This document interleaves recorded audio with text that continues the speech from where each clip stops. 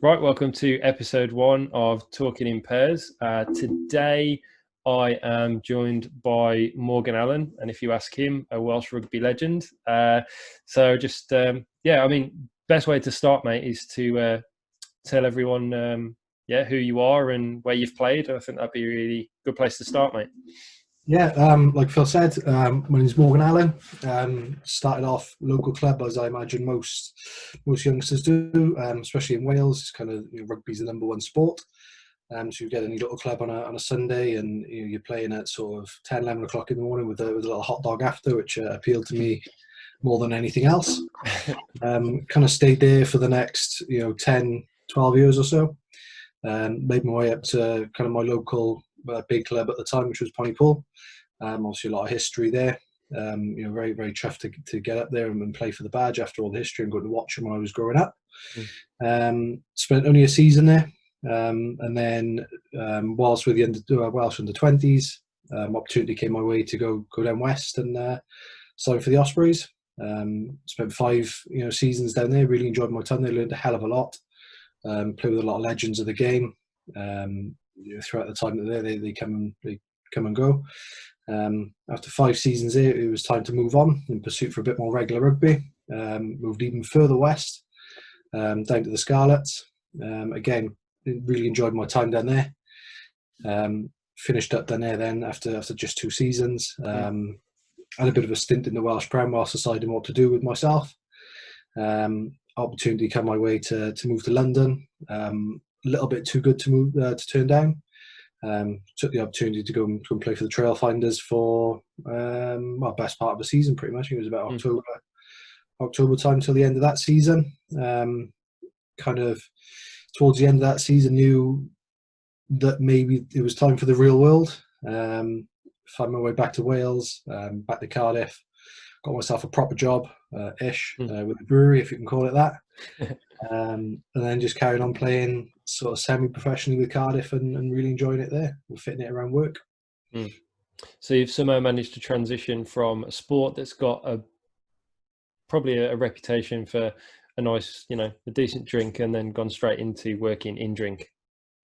I think that's probably the best way to describe it. I mean, you spend a lot of time drinking beer, so why not put that to good use and talk about beer when it's time to? Yeah, I mean, talking about that experience you've taken from the sport, at least you can use it elsewhere. So, I mean, I think we should probably start at the beginning then. So, especially the professional side of things. So you spent quite a lot of time at Ospreys then, didn't you? Yeah, I mean, 5 seasons. Kind of did not expect the opportunity to arise at all. I was kind of happy doing what I was doing at Pontypool. Yeah. Just enjoying my rugby. Got into the Welsh under 20s team again, slightly unexpected. Didn't expect to get much game time with some of the guys you had in the team, especially in the back row. You had guys like Tulupe Faletau, who was kind of just going through, so I didn't expect to play much. Played a hell of a lot more than I thought. We had a Six Nations, which was pretty successful for us, and a World Cup out in Argentina, which still one of the best kind of 4 weeks of my life. The experience of it all and the whole sort of traveling around the country was amazing. Yeah. And then coming back straight into a professional pre-season, and you turn up on the first day, and there's guys like Jerry Collins, Marty Holler, Wow. Adam Jones, James Hook, all these guys just milling about, completely normal. Wow. Really strange sort of experience for someone who's come from park rugby essentially. And how old were you then? How old were you when the Ospreys picked you up? I was 20, just turned 20. Wow, okay, so that's a lot for a 20-year-old to take in. That's a lot. Yeah, especially like I said, no ambitions to do it at all. Kind of pretty happy doing what I was doing, to be honest. Yeah. Obviously, watch these guys on the telly and on a Saturday and a Friday night, watching them playing for whether it be regions or for Wales or whatever. Then the first day you turn up and you see these guys, and you just can't believe you're kind of there with them. Really, wow. Took a bit than used to. Wow, I mean, when you mention names like Jerry Collins and people like that, you just kind of go, as a 20-year-old, were you a bit starstruck, or did you kind of just get on with it? At first, I think I was, yeah, because you kind of put these guys in a pedestal, and you don't expect them to be kind of normal people, I suppose. And you turn up and you have a chat with them, and you see them day in day out, and you have a beer with them, and they're just normal blokes who are just rugby players at the end of the day, and you kind of get used to it. Yeah, exactly that. I mean, it takes a lot, though, I think, mentally to go from watching someone on TV to holding a tackle bag for them. A lot of times doing that, it was quite quickly to adjust. So you mentioned that you were quite happy doing what you were doing, but you're from fairly good stock, because I believe your dad got capped for Wales as well. He did, yeah. He had 3 caps. Bit of a legend in the sort of the Gwent Valleys in the late 80s, early 90s. I'd say 3 caps himself. But I keep maintaining it was a different world back then. Anyone could get capped. It's about the same as getting a Scotland cap now, right? Is it even worth that? I don't know. Sorry, Scottish people. So you mentioned the age group internationals. Tell me more about that trip to Argentina. That sounds kind of crazy. Oh, it was. It's not somewhere you'd ever expect to go. I can't imagine it's on many people's kind of holiday radars. But you fly into the country and you fly into Buenos Aires airport, and it's a real strange place. You're either rich or poor, and doesn't seem to be anything in between. Oh wow, okay. So we stayed a little bit out. I can't remember the place now. I think it was Paraná, I think it's called. We stayed there, played all our games in one stadium, I think, or 2 stadiums. But it's amazing. You're kind of getting police escorts to games and stuff, and can't really get your head around. And then you're going out. Luckily, we had Phil Davis as a coach, who was a bit old school himself, and quite like the boys having a beer and getting together. So we'd go out into the town or whatever, and go and have a few beers together, go and experience a bit of culture. Yeah. Obviously, it's quite hard to avoid steak restaurants when you're out there. Yeah, you spend quite a bit of time in there, and spend time together just with the same group of guys for 4.5, 5 weeks nearly. Wow. So, and again, that's kind of something it doesn't matter, how many caps you get, you could probably hang your hat on that as a pretty life-changing experience at that age, can't you, really?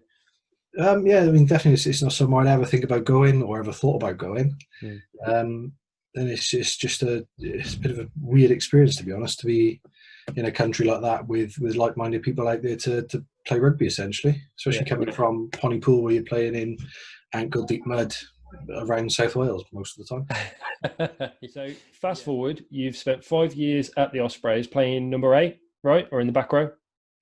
Yep, number 8. Okay. Have you ever played anywhere else across the back row when needed, or are you pretty much number 8 all the way? Played a little bit at 6. I think they're quite interchangeable, but it just depends what teams want to do. I mean, some teams will pick a big tackling 6. Some teams will pick a line-out jumper there, but I think predominantly most of my appearances have been at number 8. Okay, cool. I realised we didn't really mention that at the beginning, so there might be a few people wondering, because you definitely don't look like a scrum half. I'm sorry. Oh, come on, I'm not that ugly, surely. No, it's just the size of the head rather than how it looks. So, I mean, I think, if we fast forward a little bit, you played under Wayne Pivac, didn't you, at Scarlets? Yeah, he was the coach there when after my time at the Ospreys, moved down there. He was coach at the time. I think he'd been head coach for about a season, I think, maybe the season before. Okay. How did you find it under Pivac? To be honest, I haven't got a bad word to say. I really enjoyed it.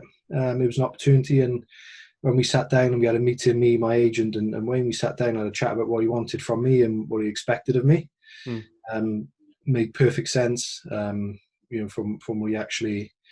what he wanted and how it suited my game and stuff. So it was kind of a too good opportunity to turn down and try and play a bit more regular rugby. Okay. He's a very good man manager. He's very good at building relationships, especially in amongst the team as well. He's kind of all about team culture. So I think he realises everyone's different. So he finds ways of kind of managing those guys, and he's big on the boys staying together. So after every game, you shower up, and everyone's going to have a beer in the changing room after the game. Then you can go and do your own thing, go and see your family, go and have food, go and do whatever you want. But his big thing was to have a beer in the changing room, which was quite funny. Kind of first game, rocking up and finding a bottle opener, kind of clamped to the desk in the chair. I was a bit like, oh, what's that for then? And then it was just a fridge with black paper over the front of it, just full of beers for obviously the boys and the staff after the game. That's good. For a minute there, I thought you meant you know, you go into the change room, you've got your boots, you've got a program and a bottle opener. That'd be pretty good. Talk about rugby culture. I think that ticks a big box. That's decent. So, I mean, it sounds like you had a fairly good time under Pivot. What was the reason for you leaving Scarlets in the end? Was it just pastures new, or did things change? Things changed a little bit. Like I said, the first season they played a certain way. Really suited my game. It was a very sort of forward orientated carrying game, getting over the game line, which, you know, suited me down to the ground. Towards the end of that season, then they kind of brought in a bit wider game plan. Okay. Tried to get used to it. Didn't particularly suit the way I played very well. I think most of the carrying was kind of done by the front five in the middle of the pitch. Okay. And your kind of back rowers and your hooker are kind of quite quick and carrying into space in the wide channels. Tried my best to get used to it. Even I think I lost about 6 or 7 kilos in the off season, trying to come back and fit into that mold, but it just wasn't for me, unfortunately. And that's the direction they were going, and, you know, unfortunately for me, it wasn't for me. Got you. Okay. And you had a certain Scotsman into the fray as well, didn't you? I think that kind of obviously is going to affect anyone's chances at number 8. Yeah, I mean, John, he's a great player, you know, legend, Scottish legend. And like I said, just the way they played. I think he was injured when I first started getting in the team, and there was quite a lot of injuries in the back row, so he was quite interchangeable. I got injured pretty much straight away. I think like about 2 days for the first game, tore my bicep off. So the back row was constantly being juggled about. But then when he was back fit, and you got guys like Cubby and Shingler, who, you know, he does a great job for them, and Cubby, who's a fantastic player. You know, there's always someone going to lose out, especially the way they played and the way they wanted to play, and that, I think those 3 suited it better than I did, basically. Before we move on to your sort of like next move into Ealing, I think you know, it'd be a shame not to sort of talk about how the Pro 14 does get quite a lot of stick. I'm guilty of that sometimes, especially when I'm used to, you know, as a season ticket holder at Worcester, I'm used to a certain quality of, you know, consistent competition. You know, even though we might not be the most attended ground in the Prem, we still get, you know, a good showing for every game. What do you think really lets the Pro 14 down enough for people to, you know, really give it stick like they're doing? Is there a way of fixing it? I mean, there's a million factors, honestly. I think the fact that no relegation probably does help in some ways. I mean, there's not any risk on the games as such, so it doesn't stop teams pouring out, you know, a B team or a C team if it's not an important game, or if it's an away trip to Treviso or Zebra or something. It's a game they haven't particularly got to worry about too much. I think the Irish teams, bar Connaught, seen as the best supporter, they pull in huge crowds, you know, 3 out of 4 of those. Then you look at Wales. I think the whole regional thing is still a bit of an issue. People won't go and watch certain, you know, it's a frustrating time, because it's you know, it's what you got at the moment, and they people from Neath who won't go watch the Ospreys because it's Swansea, and vice versa with Cardiff and Ponty, and in the valleys with the Dragons and Ebbw and whatever. It's just a bit of a mess, so you don't get a big crowd. And like I said, with the quality rugby, internationals don't always play. I mean, the Irish guy, I think Johnny Sexton played about 4 games for Leinster one year in the Pro 14. I think the rest of that was the Champions Cup. Pretty much always guaranteed qualification for that. So there's not as much pressure on the games, obviously, whereas the English Prem is relegation, promotion relegation every season. There's always something to play for. Guys who will, you know, internationals who will go off from certain teams, and it gives kind of maybe lesser teams a chance to pick up a sneaky victory. Someone like Worcester maybe kind of languish at bottom to mid-table 95% of the season. We had our best ever season last year, and it's all part of the plan. So I'll have you know we're on the up. But continue. Yeah, like it gives them a chance against like the likes of Saracens, who might be missing 15, 20 players. And it's not an opportunity they get week in, week out. Because I think it's quite hard in the Pro 14 to get your first team out all season. Whether that be for, you know, injuries, internationals, teams like Zebra and things like that, maybe Dragons to a point. I don't think they've ever built a strong team over here. Just this frustrating. You've got like the Scottish teams then, Edinburgh for years weren't up to much, so it was always a case of we don't need to send a full strength team up here, we'll put everyone on the bench and only bring them on if we need to. So I think it's but then obviously they talk about ring fencing English Prem, which kind of, is that going to take away? Is it going to add? Who knows? It's going to end up like the Pro 14 where there's no risk on any games then. Yeah, I mean, I think that's it's an interesting one, ring fencing, because I think early doors, I think I was more in favour of it because, when they first started talking about it, we'd had a tough few seasons, and it was always kind of down to the last 6 or 7 games, and I'm thinking, do you know what? Taking that pressure off the guys might just create a more freed up style of rugby, and we'll go out and do what we want to do rather than changing the plan because we've got to, because things are going wrong. Do you get what I mean? Across the course of the season. But now, I've got to say, I just don't think I'm as in favour of it as I was. Now, post-COVID-19, God knows, because it might be a case that, especially with CVC being involved, they might just force people's hands a little bit because they're going to protect their investment. But I just can't. It's really hard to explain. But I'm not going to say I enjoy relegation battles, but I enjoy the feeling of winning a game during an extended period of risk, and that's what makes sport so great. The risk of losing has got a consequence, and having a consequence to losing makes the jeopardy, isn't it? That's what makes sport fun. Yeah, it's not just a game then. It's not just win or lose. There's a million different things which go on, which could affect different things. So there's kind of adds makes it a little bit more interesting, I suppose. It's tough. I mean, I suppose guys like Leicester this season probably wouldn't have wanted.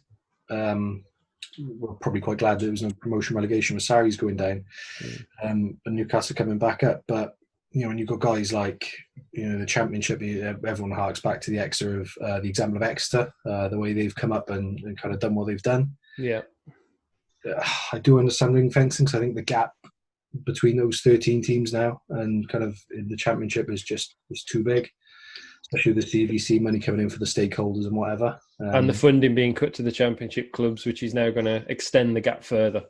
Yeah, I think it's just too much. It's just too big. I think it's one of those things. It's a double-edged sword. There's pluses and negatives to anything if you want to dig deep enough into it. Yeah, of course. I mean, so we've sort of we've talked about some of the wrongs, but how would you fix the Pro 14 then if you got the keys to the coffers? I mean, God help them, but if they give you the keys to sort it all out, how would you sort the Pro 14 out, or what solutions would you put in place?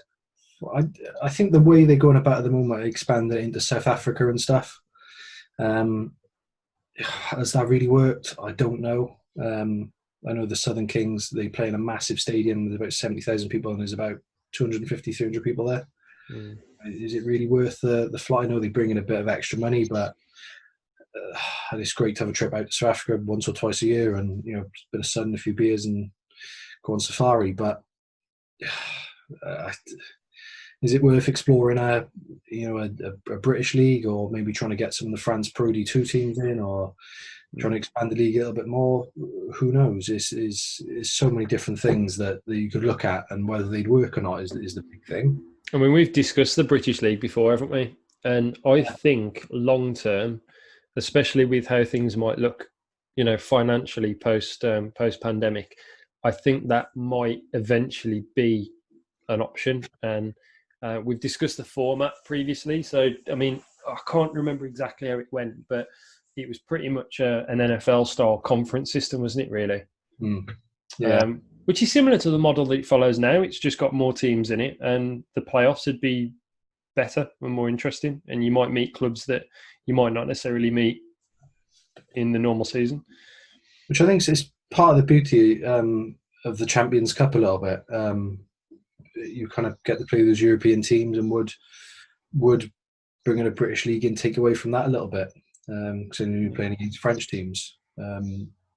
So this doesn't really become a Heineken Cup. But I think the fact that you only meet those English teams once or twice a year at home is kind of a bit of a draw and a bit of an attraction. If you play week in, week out, and the same teams week in, week out, is it going to have the same sort of romance and pull the same crowds in? Are the English Prem going to be interested in it because of the way they're set up and how their league's been successful? It's got all this history from the last 25, 30 years and beyond that. Obviously, a lot of heritage with the clubs. Are they going to be interested? Their model's fairly financially stable as well. TVC have just invested in the Pro 14 as well. Which makes me think it might happen, because ultimately it's their, collective investment that might drive it. It's only a theory at the moment, but I just feel like it's edging that way for a collective product, because you can sell one set of TV rights then for quite a lot of money. Because that's the biggest problem with Pro 14 in my eyes. They can't bring enough with the TV rights, because who is it that currently does it now? Premier Sport? Premier Sports. But they make all their money out of Formula One in the Far East and stuff. So I think the rugby's a bit of a side gig for them, really. It's not really pulling in that much money. I think moving back to mainstream broadcast, whether that be terrestrial TV, the money's not there with that as such, but you pull in bigger crowds with it, I suppose. If you put Pro 14 on Channel 4, for example, people would watch it, I think. Oh, yeah, definitely. I think a lot of people are probably a little bit against Premier Sports, despite the fact it's way cheaper than a season ticket, which they wouldn't go and watch anyway. So it's a difficult one. I think it's just a bit of a mess. And I think, obviously, with what's going on at the moment, I think there might be a bit of a reset button. It gives everyone a chance to sit down and have a look at it and figure out what's best for the game as a whole going forward, and trying to recover from this and whatever this is going to cost people. I think there's definitely going to be a lot of reshuffling that goes around, whether that's administrative or administratively in the leagues, or just in general from a club level. But obviously you've seen the news about salary cap being reduced, if not temporarily. I think there's probably a bit of value to upholding that reduction for as long as we can. Obviously the clubs have lost quite a lot of money, I would rather rugby be here for my potential kids to see than burn brightly and burn fast, Yeah, well, they had the, what's he called? He was the elite retention guy from Leicester on the Rugby Pod this morning. I was listening to. He raised some pretty good points in it all, and he said it might not be temporary, and it might take off even bigger once it's all over and the clubs are a bit more stable, and just get through this period. I know it's not nice for the players to take a pay cut. I certainly wouldn't want to, given that a rugby career is 10, 12 years. So you want to earn as much money as you can in that time. To be told that you're taking the 25% pay cut, whether you like it or not, it's not something that's going to sit well with a lot of players. Whether that's a deferral or an actual cut for the next 2-3 years going forward, who knows? And I think people do forget that these are, like you said earlier about getting to Ospreys, these are normal blokes that are earning decent money to put their bodies on the line for our entertainment. There's no two ways about that. And, they should be financially compensated as much as the clubs can afford to do that. But I think the structure and the sort of, don't get me wrong, I think, having two marquee players and I don't necessarily think it's a bad thing, but did it come in too soon? Maybe. And it has probably enhanced the game in England quite a lot. We've had some fantastic players at Worcester, fantastic players. You look at players that came over and really got us out of the shit, to be honest, like Francois Hugard. Without that sort of flexibility financially, maybe we wouldn't have been able to bring them in. Bryce Heem turned out to be an absolute worldie. There's plenty of players that have been at Worcester that you think, surely whatever they're paid, double it. And that's without going into all the salaries, bits and pieces that went on without getting, accusatory, because what do I know? But, you get into all that and you think, well, yeah, they did deserve those opportunities and they did deserve the extra money because of the amount of shit they go through to be a rugby player. I get that.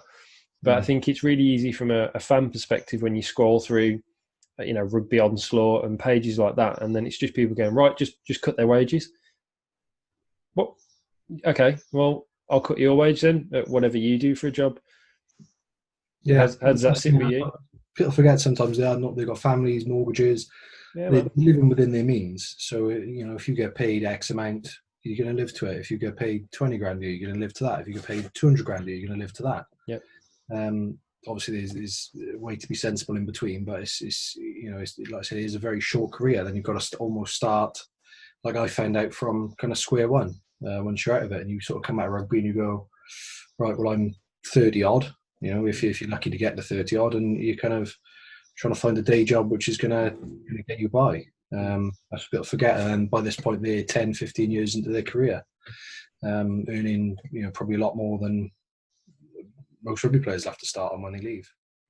When you first start, you're not going to be on what you were in the middle, and then when you end, you're probably not going to be on that either. So there's always going to be, a peak, and it's going to come back down. A rugby player that's at the end of his career, that last contract isn't going to be as, fruitful as the one before it. When a club renews, to my mind, from what I've been told, obviously in my limited experience, they're not going to openly make an effort to double your salary unless you're an absolute worldie and you're about to leave. It's not going to be. They're going to try and save money if they can. Yeah, it's a very weird system. They'll try and play on loyalty. You've been loyal to them, they've been loyal to you, and we will do you a favour by paying you less. But basically the fact of the matter is, if you ever leave a club, you'll always be paid more. So it's very, very rare that you sort of get offered the same money from two clubs, especially when you're already at. They'll always try and pay you a bit less and save that. Just trying to probably save you for the hassle of moving. But I mean, in Wales, it's all commutable within 15, 20 minutes of each other anyway, so it's not but you're always better off moving clubs, and whether you want to keep doing that through your career or you want to stay somewhere, it depends how settled you are with family and friends, or whatever, if you enjoy it there. That's kind of the big thing. Or if this is, again, loads of different factors behind the scenes, whether you get along with coaches and CEOs and whoever else you deal with day to day. Is it worth the extra X amount a year?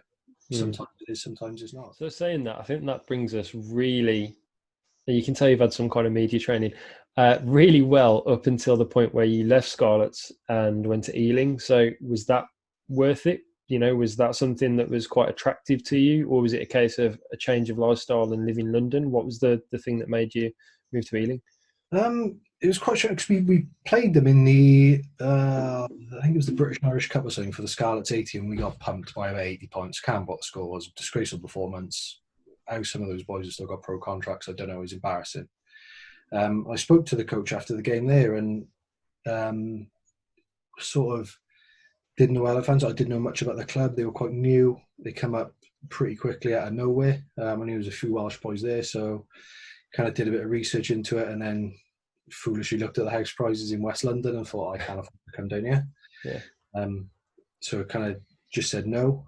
I took a bit of time, went to work for Coles in the office, played part time in the Welsh Prem, where I figured out what I wanted to do. Opportunity to come up with London, back in London with Ealing. Spoke to them again.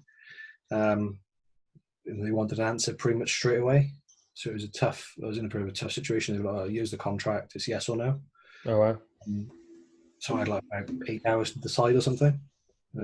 Pretty big decision considering I was enjoying myself, back in the real world. The money was pretty good, a lot better than I was on. So I said yes. They won at the club really. Kind of knew it was the wrong choice from there. Right. Mark Bright was there, number 8 captain, legend of the championship. I was never going to play. They had some other good back rowers there as well, which had been at the club for a little while. And kind of just knew that it wasn't for me. I kind of come for the money rather than to carry on playing. And there was just a really weird atmosphere at the club. It wasn't like any other club I'd been at or been involved with. It was all a bit, it's kind of hard to explain. It was all based around money, I think. Okay. Which was a stranger thing. There was guys there who were talking about going to the Prem and they're doing this and doing that. I'm looking at them thinking, mate, you wouldn't get in the Dragons team. That's how shit you are. I was thinking, this is ridiculous. Like, there's boys who have been playing the champ for years. Went to Ealing, had a good season on probably twice as much as they were on at Doncaster or somewhere like that. I was kind of thinking, wow, it's M for me. I've come from a completely different world, yeah. By Christmas time, I knew I wasn't going to stay, whether they asked me to or not. And the way it all happened, I was leaving was all a bit naughty as well. Just with the whole, like I said, the culture of the club was just a bit wrong. No one actually told me I was leaving. Really? But yeah, I knew I was going. I knew I wanted to leave and wanted to come back. I was looking for jobs in January, February time, even not before that, to come back to. No one actually told me they wouldn't give me a contract until I think it was the day of the last game of the season. Wow. Which I think was like the British and Irish Cup final. I wasn't concerned. I was on the side having a few beers with all the boys who had been playing. Didn't really care. But no one told me. Wow. Got collared by one of the coaches. I was pretty pissed at this point, to be honest. On the piss since 5 o'clock. I explained to him my frustrations, and he was trying to pass the buck to someone else.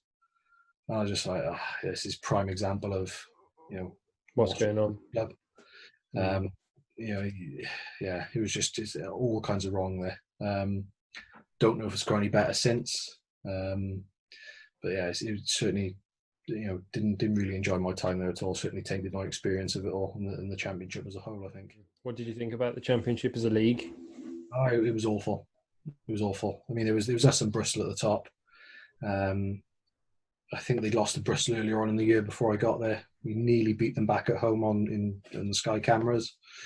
But some of the places you go and some of the teams you play, it's just rubbish. It's not even rugby, some of it.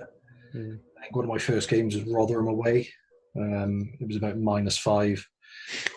Icy, you're playing on top of a hill, and you're just looking at it going, this is not for me. Praying for that global season change, eh? Praying to get Rotherham out of the league, to be honest. Praying to get back to Wales. But I was just like, this ain't for me. And you look at the players who are playing, and you're thinking, how are you professional? But then again, you look at what some of the guys are earning in the leagues, and even in the Ealing team, there were some boys there on like 16, 17 grand a year, being called full-time rugby players. And I was like, guys, this is not full-time. This is big minimum wage for what you do, like week in, week out. And his boys now still knocking about in the championship at other clubs who are happy doing what they're doing, earning 25, 30 grand a year max. And looking at it going, well, what are you going to do after rugby? Like they're happy they'll earn their money, go home and sit on Fortnite for 12 hours after rugby, and you look at it and go, guys, this is not right. It should be. I think it's a semi-professional league at best. I think a lot of, like I said now, especially with the gap getting bigger between the champ and the Prem, I think there's only one way it's going to go. So Newcastle stormed the league this year by miles, didn't lose a game. It's going to be the same when Sarries go down next year. The whole idea of going to Jersey away is pretty cool. Jersey seemed to be a pretty decent setup. We seem to sign quite a lot of players from there as well. It's a good little club. I think they've played out there a couple of times with the Scarlets and with Ealing. I think there's quite a lot of rugby support out there. It helps, and you've got a lot of people who are quite passionate about the game. So they kind of draw people in. They draw sponsors, obviously. With the tax haven that Jersey is, I think there's a lot of people with a lot of money who enjoy rugby and will kind of want it to succeed. But again, it just comes down to infrastructure. I know, like, it's a tiny little ground. There's not much room for expansion there. It's tough. It is tough. It's a small market as well, isn't it, Jersey, really? It's not like a massive market where they've got, 150 odd thousand people to cram in every week, Our last signing from Jersey was, I believe, Scott Van Breda, and he's class. I really rate him, really good, versatile back.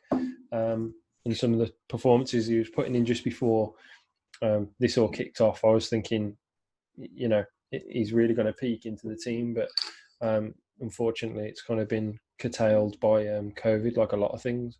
But he's quality, and we've had a few players in. I think we had Simon Kerrod from Jersey as well. I'm going to check that out. I'm going to try and avoid being on my phone when I'm doing this, but I need to just fact check myself then.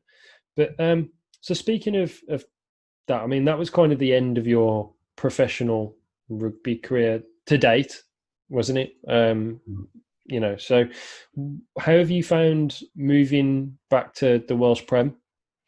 To be honest, I've enjoyed it. It's probably the most enjoyable bit of my rugby career so far. Really? Yeah, I mean, there's no pressure. It's everyone's there for the same reason. It's semi-professional, so you're training 2 days a week together. Jersey.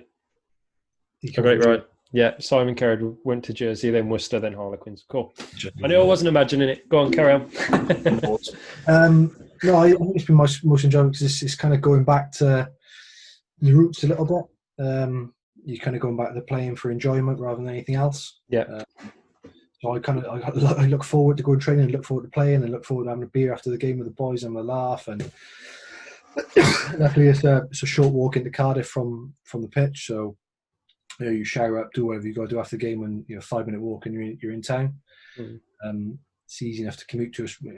One of the probably, if not the best ground in Wales, right next to Nottingham Stadium, right at the centre of the car. It's brilliant. And no one takes it too seriously. Everyone's there for enjoyment rather than anything else. Yeah.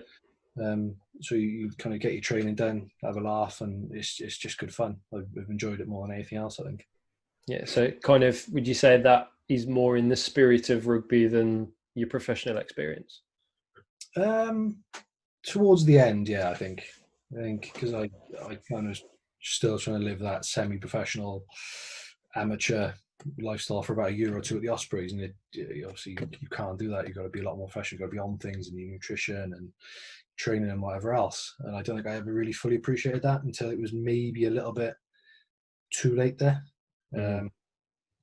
So it's for me it's nice to.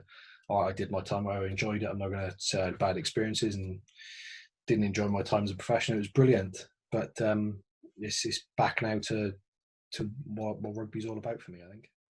And how are things in the Welsh Prem? How's that league sort of ticking over at the moment? It's frustrating. I mean, we finished second in the league last year, won the cup. Cardiff were on a really good season this year. Obviously, me captain, so it's one of the reasons for it. Top of the league by quite a long way. Semi-finals of the cup. Then this happened, just cancelled the whole season. Finished up. There's no winners, no losers, no relegation, nothing. So it's petered out into nothing really, which is a little bit frustrating. Given that I think it'd been Cardiff's first league win since 2008 or 9, I believe. Wow. Okay. So it would have been a chance to make a bit of history, especially a club like that as well. And it's come to nothing, unfortunately. It's a shame. And to be fair, you still do get the odd bit of recognition. You were kind of drafted into the blue setup for the European Challenge Cup squad. Is that right? Yeah, I think that was done as a. I think they do it to cover it. You've got to have so many Welsh qualified players, I believe. Still, though, there's still a chance that something might happen. You might end up getting that opportunity. Yeah, I mean, one day, who knows? But for the time being, I'm pretty happy. I don't think it's ever something I want to go back to. I mean, there's been conversations a few times, but it's always been, I'm all right, thanks. I'm happy. Yeah. For me to go back into it, it'd have to either be a move abroad or for way more money than they're ever going to pay me. So. Say if you could pick a country to play in now, where would you choose? Italy, France, because I know we've talked about you toying with the idea of like a big Italian offer before. Yeah, that was frustrating when that didn't happen. I mean, I spoke to Treviso, got quite far into it, got the contracts through and stuff, and they just signed. I think they signed a couple of Kiwis instead. A little bit frustrating. It would have been nice to go and experience things in a different country, experience a bit of culture and that. But I think America would be really appealing, to be honest. I mean, it's brand new out there. Yeah. So no one knows what's going to happen with it, and there's so many different places you can go. And I think there's teams in there's about 12 teams out there. So you get to fly around all of America and see different things and just see what they think of it as well. Obviously, they've got sort of 3 or 4 big sports. So to see what they make of rugby would be quite interesting. I think everyone else kind of gets it now. I think America or even as far as Japan, but again, just somewhere a bit different, going to experience something a bit different. Yeah, some Japanese clubs handing out some big contracts at the moment. They're managing to hook in quite a few big players as well, aren't they? see Freddie Burns has just signed off, and he's moving over there now as well. So I think it's going to it'll be good for the Japanese game, especially post World Cup. I think they really want to grow that game over there, and I think it's interesting because, again, I quite liked seeing Japan do well in the World Cup as well. So it'd be interesting to see where that sort of takes the game over there. You never flirted with the whole French thing? They seem to like the odd Welsh project. There was I wanted to go just purely for money rather than anything else because I knew how much you would get paid out there. Yeah, fair. But I spoke to, I think it was Rouen I spoke to. Nothing happened out there, and I was sort of getting a bit bored with the whole sort of living contract to contract, year to year kind of thing. And it's fine once you're out there, but I think it is quite tough. Tough on the body, tough on the travelling and whatever. And I think it's even tougher the further down you go. I think like Federal 1 or whatever it's called now is just Cowboy City. I think it's just mad from what I can gather. And they don't care about medical and how they look after you and stuff. It's just you will get on the pitch. We're paying you this. You will get on the pitch. Whatever was wrong with you. Well, Rouen have just signed. I think it's Rouen. They've just signed Carl Ferns, haven't they? Have they? Yeah. No, I didn't know that. Yeah, because he's finished with Lyon. So that's going to be a fantastic signing. I was so gutted because I was really hoping I'd see him back in the Prem because I've always really liked him. Not necessarily at Worcester because we are quite stacked in the back row. Now we've got Matt Kovacic coming back as well. I think we've got some really, really good options, and we've had Marco Mama sign an extension as well. I think we've got some really good options in the back row. So I never really thought it was going to happen for us, but it would have been nice to see Carl Ferns back in the Prem. I think he's a cracking player. Just to sort of add a little bit of a Worcester connection, because I'd be not really doing my job right if I didn't. So you played with Sam Lewis and Ashley Beck, haven't you? Yeah. Funny enough, at the World Cup last year, I spent maybe 5 weeks in the room with Ashley Beck, so it was an interesting couple of months. So, did you physically sort of play in the same team as them a lot, or? Yeah, obviously you'd have been right next to Sam, wouldn't you, in the back row? I think I played a fair bit with both of them. I think obviously Ash was in the first team a little bit more than I was, so it was quite limited with him. Same as Sam, played a couple of LV games again, maybe the odd couple of league games, but I think he spent a lot more time kind of playing week in, week out rather than I did. Right. And obviously got experience with both the guys day in, day out and whatever else. Obviously they're rated quite highly by us at Worcester, and was Sam always someone that sort of always shone as one of those big game players? Because to be fair, there's just never a game where he doesn't show up. He really isn't. He was quality whenever he played. He never had a bad game. I think the biggest problem he had Tips kind of competing for jersey with him. Yeah. It was just probably on a bit of a different level. So I think that was probably a little bit frustrating. He'd sort of play well one week and be out of the team and then come back in and back out, and it was a bit stop-start for him. I think the best thing he could have done, I think, was move to go and find a bit more regular rugby. And as you said, up in Worcester, he's killing it week in, week out. Yeah. He's man of the match pretty much every week, I think he is. Puts his body on the line. Obviously, he'll tackle with his face as hard as he does. It's the same with Ash, actually. I mean, so he's just started a new coaching platform up as well, hasn't he? With I think it's Reece Webb and a few other people, and so he's keeping himself busy. But when he's had an unfortunate run of injuries when he first came, and to be fair, this season, from what we've seen from it so far, you can absolutely tell when he's in the team. He's so good. And again, the fans at Worcester, we can be, I say we, I'm not necessarily one of them, but we can be a prickly bunch, and sometimes a little bit hard to please. And I tell you what, both of them are just exactly what you want in your team. They just don't stop. And Ash, you can see he's so talented and such a good centre. I just think we're very lucky to have players like that, and I think it's really easy to get wrapped up in we haven't made many new signings this season, but ultimately you look at the players we have got, that we're no mugs. I mean, did you ever play against Duncan Weir at all in the Pro? I'm not sure if he played for Glasgow. I think maybe once or twice, but not an awful lot, I don't think. Okay. The only games I ever played was the Scottish teams because they were a bit crap. But that's why, because Duncan wasn't playing. You know. Fair point.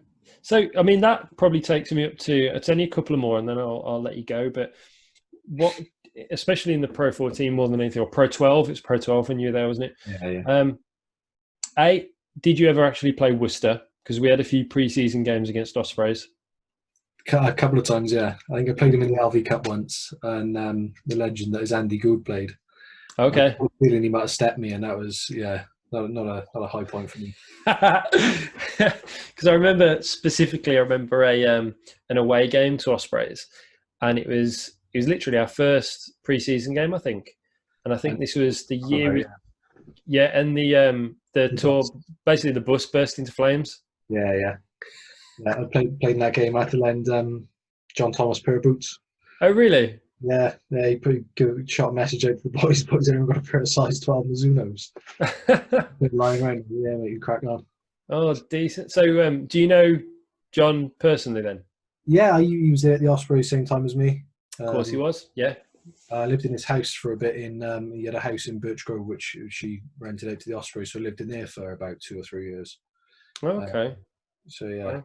know him quite well. Obviously, he was coach at Bristol when we played down in Ealing. And he's coming back. So I think next year, we've got a very good coaching team set up. Or this year, it's going to be a bit weird, isn't it, with that July 1st contract transition? But where we're going, I think, especially bringing Jonathan Thomas back, I think that's a bit of a statement of intent rather. And I think eventually I'd quite like to see him as a DOR post Solomons.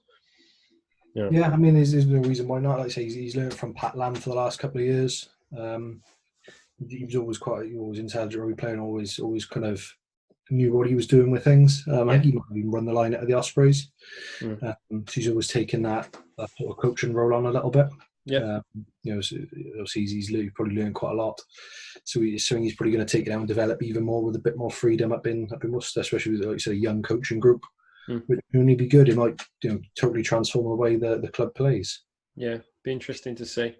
It really will. So the last bit from me then. So we've talked quite a bit about what you've done in the past and in your sort of playing career up to now, but what's sort of next for you in rugby terms? What's next? To be honest, pretty happy with what I'm doing at Cardiff. Yeah. I'm enjoying myself. It fits around work perfectly. Kind of work's going pretty well off the field. It helps when you enjoy your job, and I don't think there's any reason not to enjoy a job working for a brewery, just in and out of pubs all day, and then you drink a beer on the weekends, and in the week most of the time. But I think still one thing's left unto me is got to play a bit of rugby league. Okay. Really want to give that a shot. I think that's something that would suit me. Suit my game. So something I just want to try playing that, maybe not professionally, but not, kind of amateur for my local team kind of thing. If there is anything, I know there's a team in Wales, but I think they're based down in West Wales, somewhere really far west. But it's something I've always wanted to try. It's something I want to finally have a crack at before I, finally hang up the boots and call it a day. Right, mate, I've really enjoyed that. Thanks for coming on. I think that's a really good episode to get us started. Obviously, this is quite Worcester centric, so I know I've brought it quite far back into the Worcester subject matter at times, but I've really enjoyed that, mate, and thank you for coming on. Obviously, you're more than welcome to come on if you ever want to chat rugby in general. No problem, mate. Really enjoyed it. Cheers. Thank you. Bye.